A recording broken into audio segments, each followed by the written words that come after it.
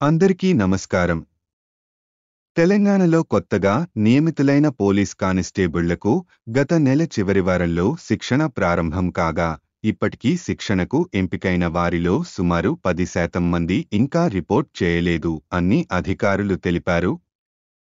Police శిక్షణ కళాశాలలు, నగర శిక్షణ కేంద్రాలు, జిల్లా శిక్షణ కేంద్రాలతో పాటు టీఎస్ఎస్పీలలో మొత్తం 13,953 మంది కానిస్టేబుళ్లకు గాను తొలిదశలో 9,333 మందికి శిక్షణ ఇవ్వాలని నిర్ణయించగా, మొదటి రోజు సుమారు 6,500 మంది మాత్రమే హాజరయ్యారని, ఈ నెల మొదటి వారం ముగిసేనాటికి ఇంకా 900 మంది వరకు శిక్షణకు హాజరు కాలేదని అధికారులు తెలిపారు.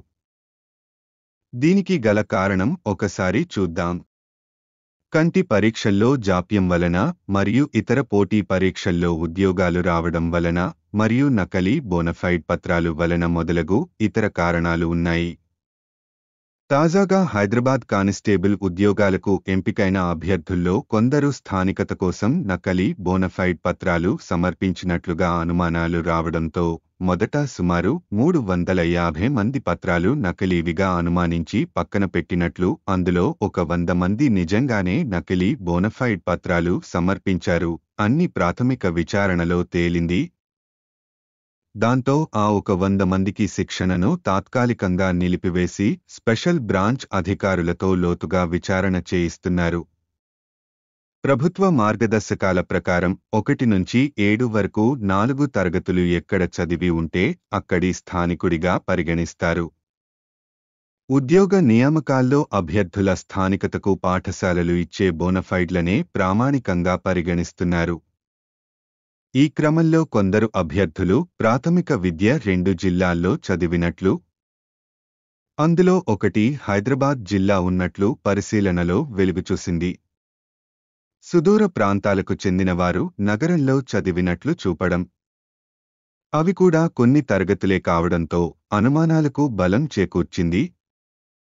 జీవో 46 ప్రకారం జనాభా ప్రాతిపదికన పోస్టులు కేటాయించి నియామకాలు చేపడతారు. క్షేత్రస్థాయిలో స్పెషల్ బ్రాంచ్ అధికారులతో లోతుగా విచారణ చేయిస్తున్నారు. వారు చదివిన పాఠశాలల రిజిస్టర్లతో సహా తనిఖీ చేయనున్నారు. హైదరాబాద్ పరిధిలో ఎక్కువ పోస్టులుంటాయి. దీంతో ఇక్కడి పాఠశాలల నుంచి నకలీ బోనఫైడ్ తీసుకున్నట్లు స్పెషల్ బ్రాంచి అధికారులు అనుమానిస్తున్నారు. ముఖ్యంగా మూసీ పరివాహక ప్రాంతంలో ఉండే ఒక పాఠశాల 10ల సంఖ్యలో అభ్యర్థులకు బోనఫైడ్ ఇచ్చినట్లు తెలుస్తోంది. ఈ నేపథ్యంలో పలు పాఠశాలలపైన ఆరా తీస్తున్నారు.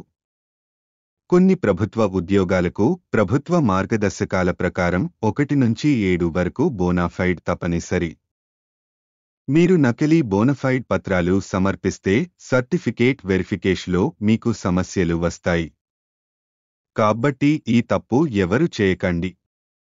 మీ దగ్గర 1 నుండి 7 వరకు బొనాఫైడ్ సర్టిఫికేట్ లేకపోతే ఎలా పొందాలి, డిస్టెన్స్ వస్తే ఎలా పొందాలి, మరియు మీ స్కూల్ ఇప్పుడు లేకపోతే ఎలా పొందాలి, మీరు 2 స్కూళ్ళలో ఒకేసారి చదివితే ఎలా పొందాలి, ఇలాంటి మరిన్ని సందేహాలు మీకు ఉంటే ఈ వీడియో చూడండి.